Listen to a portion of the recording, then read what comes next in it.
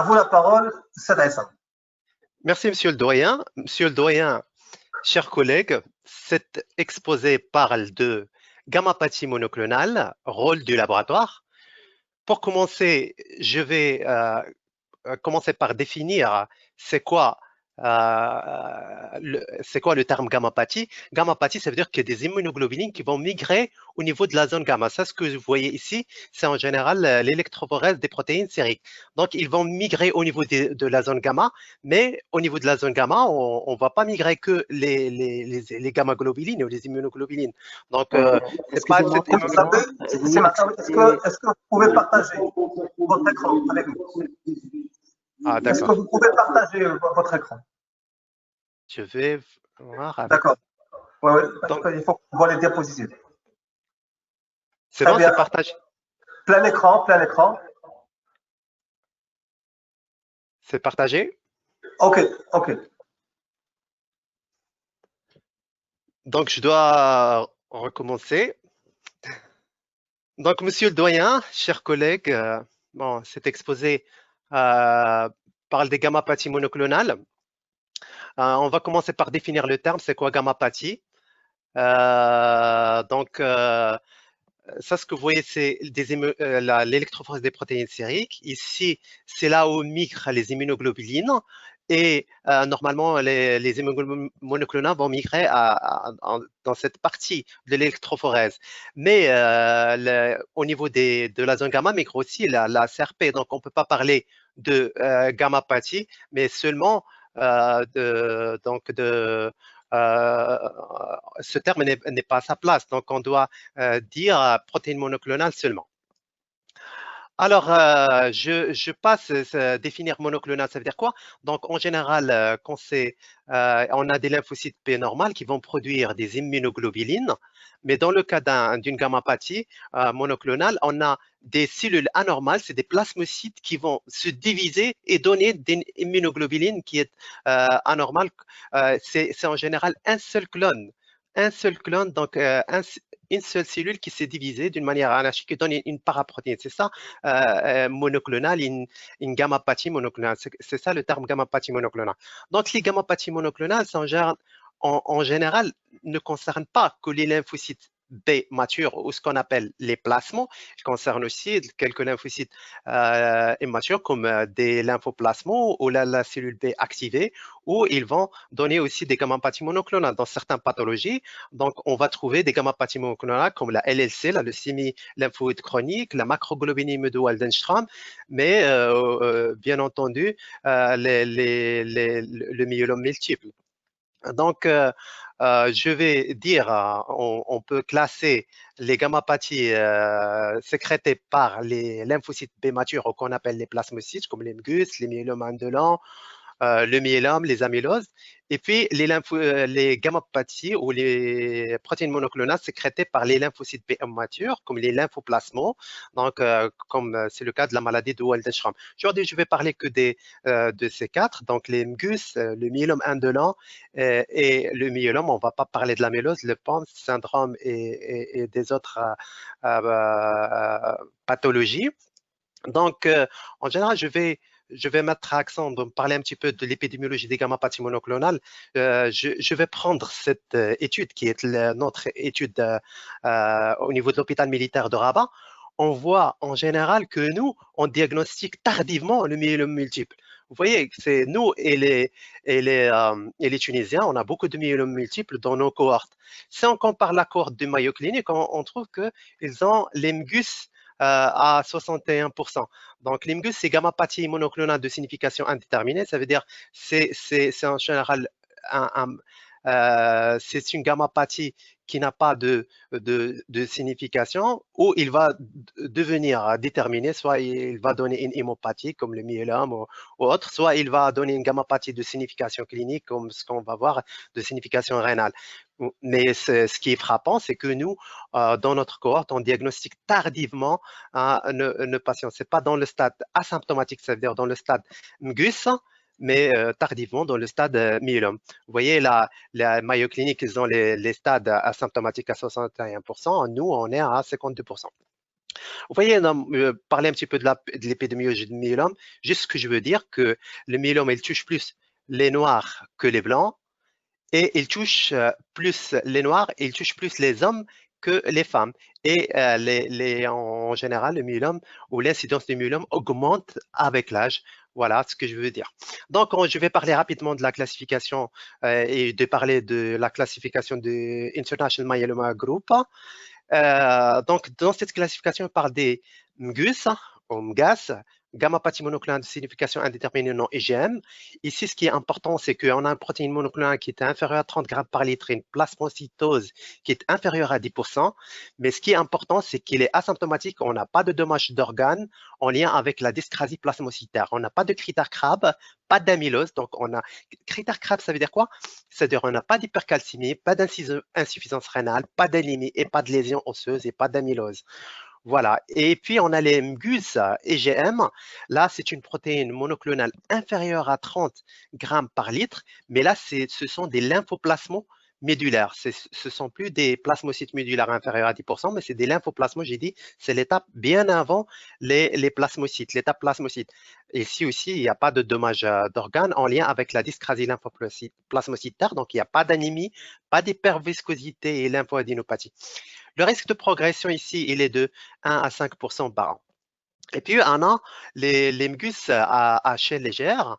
Les MGUS à chaîne légère, et ici un ratio chaîne légère free light chain anormal. On va voir c'est quoi. Donc, on n'a pas d'immunoglobuline monoclonale entière, pas de dommages organes, donc pas de critère Crabbe ou d'amylose. Plasmocytaire, plasmocytose médulaire, il est inférieur à 10%. Et la protéine monoclonale, il est inférieur à 5, la protéine monoclonale ici urinaire qu'on a ajoutée dans cette classification, la nouvelle, inférieure à 500 mg par 24 heures. Le risque de progression, il est de 0 à 3%. Et puis, le small adolescent myéloma ou le myélome indolent, là, c'est la protéine monoclonale pour sa définition. On appelle le myélome asymptomatique, c'est l'étape bien avant l'étape myélome. Là, c'est la protéine monoclonale supérieure à 30 grammes par litre ou une protéine monoclonale urinaire, c'est nouveau, supérieure à 500 mg par 24 heures et ou une plasmocytose médulaire, je parle des plasmocytes, entre 10% et 60%. Et là, donc aussi, il est asymptomatique, donc absence d'événements définissant le myélome. Donc, absence de critères Crabbe. Ici, pas de nouveaux marqueurs, on va les voir, les nouveaux marqueurs. Donc, le small adolescent myéloma, les facteurs de risque de progression vers un myélome multiple est de 5 à 10% quand il n'y a pas de facteur de risque. Donc, quand il y a des facteurs de risque, donc, le facteur de progression du myélome asymptomatique en myélome, il est de 25%. C'est quoi ces facteurs de risque? Donc, un small adolescent myéloma IgA, un rapport kappa lambda entre 8 et inférieur à 100, ça on va le voir. Et puis aussi là les fiches et la biologie moléculaire, donc la translocation 414 ou la délétion des 7P. Et puis voilà les facteurs de risque. Dans la définition de myélome, ce qui est nouveau dans la définition de myélome, c'est que la présence d'un composant monoclonal sérique ou urinaire n'est plus nécessaire pour poser le diagnostic du myélome. Cela permet de prendre en compte les myélomes multiples oligo ou polysécrétants qu'on voit ici. Donc, je vais vous expliquer c'est quoi polysécrétant. Et plasmocytose médulaire qui est supérieure à 10%, bien sûr, en plus de au moins un événement définissant le myélome multiple. Ça veut dire présence des critères Crabbe qu'on a vu, donc une hypercalcémie, une insuffisance rénale, une anémie et une lésion osseuse. Ce qui est nouveau ici, c'est que pour l'insuffisance rénale, on a ajouté la clairance de la créatinine, la clairance de la créatinine qui est inférieure à 40 millilitres par minute. Donc, c'est ce qui est nouveau. Et puis, les nouveaux marqueurs, au moins un marqueur de malignité, ça veut dire on a plus d'une lésion focale à l'ARM, une plasmocytose médulaire supérieure à 60% et un rapport chez légère impliqué sur chez légère non impliqué supérieur à 100. Ça veut dire si c'est la chaîne légère impliquée, c'est kappa. Donc, c'est kappa sur lambda supérieur à 100. Si c'est lambda sur kappa supérieur à 100. Voilà, c'est quoi? Il y a trois types de myélome. Il y a le myélome à immunoglobuline complète qui va sécréter une immunoglobuline ou une paraprotéine complète. Voilà, vous voyez, c'est une immunoglobine complète. Il y a aussi les myélomes à chaîne légère et ils vont sécréter que des chaînes légères. Donc, ils ne vont pas sécréter une immunoglobuline complète. Et puis, il y a le myélome peu sécrétant ou non sécrétant. C'est un myélome qui ne va pas sécréter de protéines monoclonales. Alors, quand demander une électrophorèse de protéines sur le plan clinique, il y a beaucoup d'indications, altération de l'état général, lombalgie inexpliquée, des lésions ostéolytiques, ostéoporose, syndrome tumoral, un syndrome d'hyperviscosité, c'est la triade saignement, mais que troubles visuels et manifestations neurologiques. Et en biologie, c'est très simple de le repérer. C'est en général quand il y a une VS qui est augmentée et une CRP qui est normale. Donc là, je dois suspecter un syndrome d'hyperviscosité en place de la clinique, de la triade, manifestations systémiques et des infections résiduelles. Sur le plan biologique, c'est simple. Élévation de la VS, une hypercalcémie, une anémie, une insuffisance rénale et une hypo ou hyperprotéinémie. Donc les deux. Alors, pour la caractérisation d'une gammapathie monoclonale, donc en général, dans le cadre d'un myélome, il y a une anémie normochrome normocytaire régénérative. Ce qui est important, c'est de demander toujours un frottis de sang, ajouter NFS plus frottis, et ce qu'on voit, c'est en général ces fameuses hématies en rouleau, et c'est pour cela que la VS elle est augmentée parce que les hématies ont tendance à s'agglutiner. Et puis, on va rechercher aussi les plasmocytes circulant dans le sang. La vitesse de sédimentation en général dans le cadre des myélomes multiples de la maladie de Waldenström, en général, elle est élevée. Mais faites attention, la VS peut être normale dans le cas des myélomes à chaîne légère. Dans le cas d'un myélome non sécrétant aussi l'immunoglobuline, elle est cryoprécipitante. Donc, pensez toujours à une cryoglobulinémie. Voilà, donc on demande aussi un myogramme. Le myogramme, dans le cadre de la maladie de Waldenström, qu'on a bien, il est supérieur à 30% de lymphoplasmopolymorphe. Pour le myélome multiple, c'est une infiltration plasmocytaire avec supérieur à 10% de plasmo en général normal ou dystrophique, flammé, double noyau, etc. L'immunophénotypage est très important parce que maintenant, la cytologie seule, il n'aide pas. On ajoute l'immunophénotypage. Voilà les marqueurs des myélomes multiples, c'est des 38, c'est des 56, c'est des 138. Et pour le diagnostic de la maladie de Waldenström, on a d'autres marqueurs comme par exemple les GM+, la CD-, et ainsi de suite. Ce sont des marqueurs. L'immunophénotypage de la cytométrie en flux ajoute des choses. Ce qui est important aussi, c'est que le myélome multiple, par exemple, ce n'est pas une maladie unique, mais une maladie plurielle caractérisée au niveau cytogénétique, on va le voir, et moléculaire par d'importantes disparités. Et d'ailleurs, on peut voir déjà des anomalies génétiques peuvent se rencontrer dès le stade GAS, au stade gammapathie monoclonale de signification indéterminée, et les anomalies rapportées au cours des myélomes ont démontré un impact pronostique qui est très important. Donc, notez et à ne pas oublier, la délétion des 7P, elle est très défavorable dans le cadre du myélome multiple. Et puis, la translocation 4-14, très défavorable. Et puis, la translocation 14-16, ce sont des anomalies qui sont très, très défavorables pour le myélome multiple. Alors, pour la biochimie, ici, pour la biochimie, ce qui est important, on demande au début le dosage des protéines sériques. Le dosage de protéines sériques, il est important pour chercher une hyperprotéinémie, voilà, la paraprotéine monoclonale, et aussi pour chercher une hypoprotéinémie, on peut avoir les deux. Et puis, on aura besoin de la quantité de la protéine totale pour l'électrophorèse des protéines sériques, on va le voir. La protéinurie aussi, elle est importante. En général, elle est normale à supérieure à 150 mg, inférieure à 150 mg par litre. Et puis, on a d'autres dosages. En général, c'est certains paramètres comme la bêta-2 microglobuline et la LDH, ils reflètent la charge tumorale. Comme la charge tumorale et sont utilisés pour les scores pronostiques comme le ISS, International Standard System, pour la bêta-2 microglobuline et l'albumine. On les utilise pour ces scores pronostiques. Et le score révisé, Revised International Staged System, on ajoute la LDH sérique. Et puis l'électrophorèse. L'électrophorèse des protéines sériques, c'est une technique qui est semi-quantitative. Vous voyez, et là, on aura besoin des protéines totaux. Comme vous voyez, on a ici les différentes fractions et on voit sur le plan qualitatif qu'on a un pic monoclonal. Donc, ce pic monoclonal, on doit l'intégrer, hein, on doit l'intégrer et donner la quantité de ce pic monoclonal. On voit ici l'albumine, l'alpha 1, l'alpha 2, la bêta 1 et gamma, et puis on a intégré la quantité de la protéine monoclonale qui est là aux environs de 44,50. Donc, on a deux méthodes d'intégration de ce pic monoclonal. Il y a la méthode orthogonale, c'est une ligne de base ou par abaissement perpendiculaire. Et puis, on a le mode vallée-vallée, ou ce qu'on appelle le mode tangentiel. Ce qu'on doit choisir, en général, c'est ce qui est recommandé par les sociétés savantes, c'est le mode orthogonal. Et en général, vous demandez, c'est important à votre biologie qu'il ajoute sa méthode d'intégration de pic.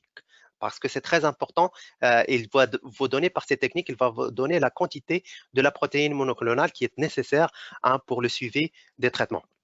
Alors, l'électrophorèse des protéines urinaires, elle est importante, mais elle n'est pas sensible. Des fois, vous n'allez pas trouver de pic sur l'électrophorèse urinaire.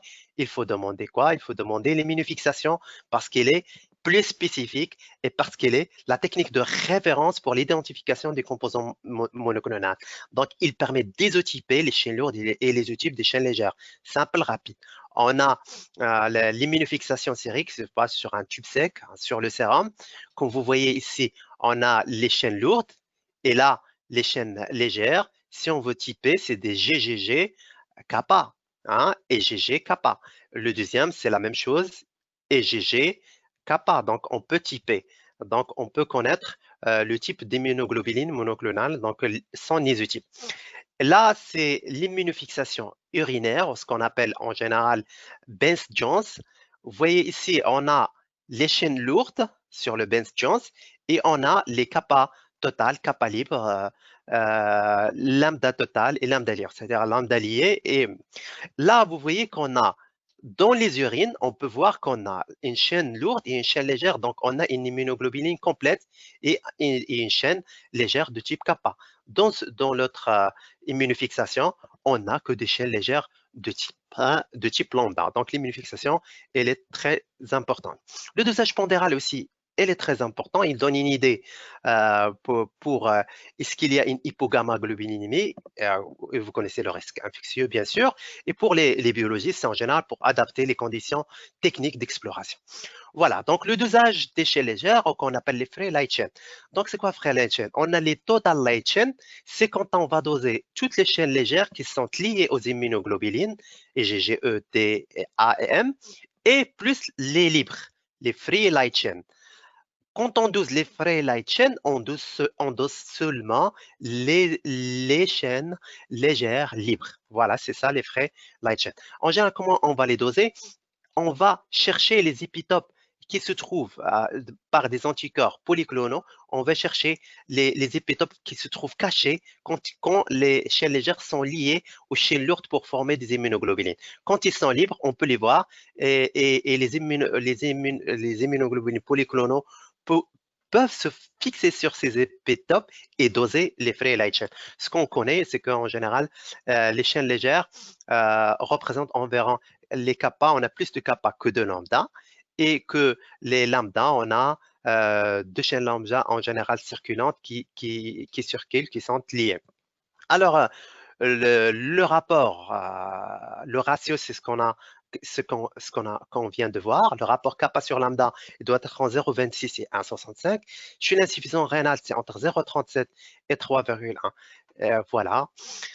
Donc, la question, c'est quelle stratégie pour le diagnostic d'une gammapathie monoclonale? Il y a une très belle étude de Katzmann de la Mayo Clinic et qui peut nous donner l'importance des free light chain.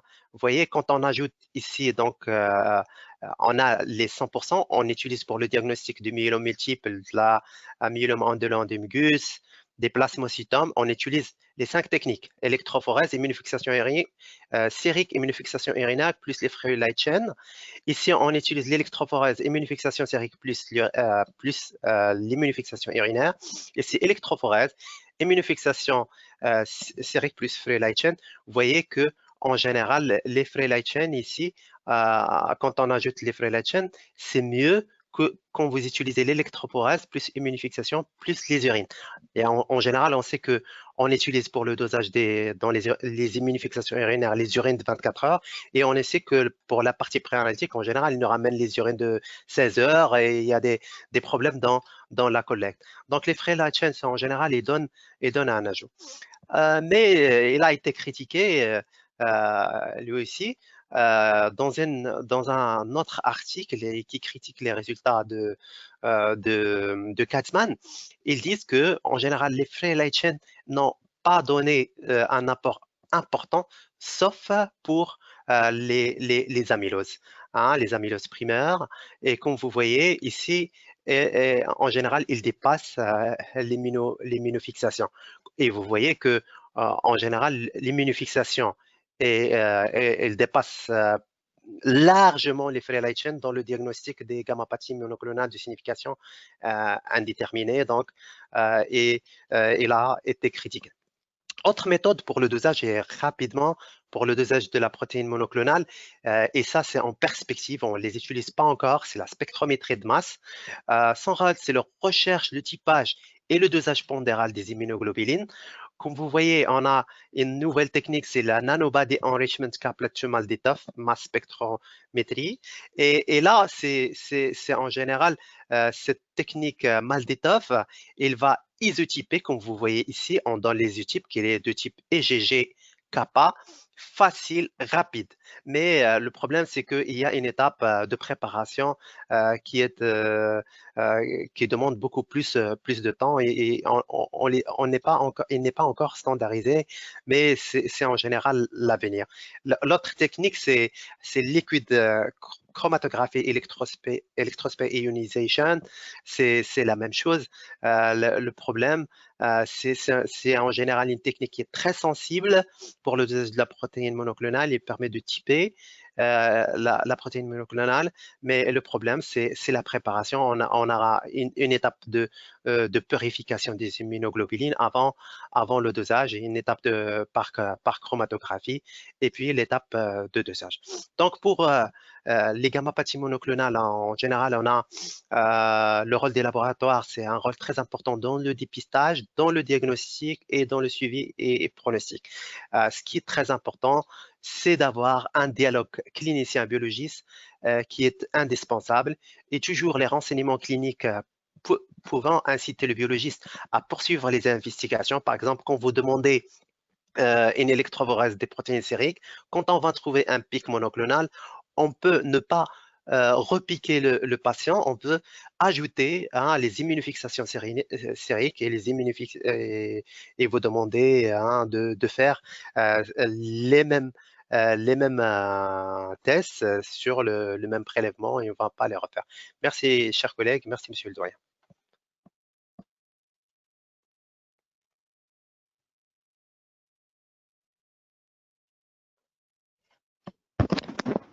Très bien.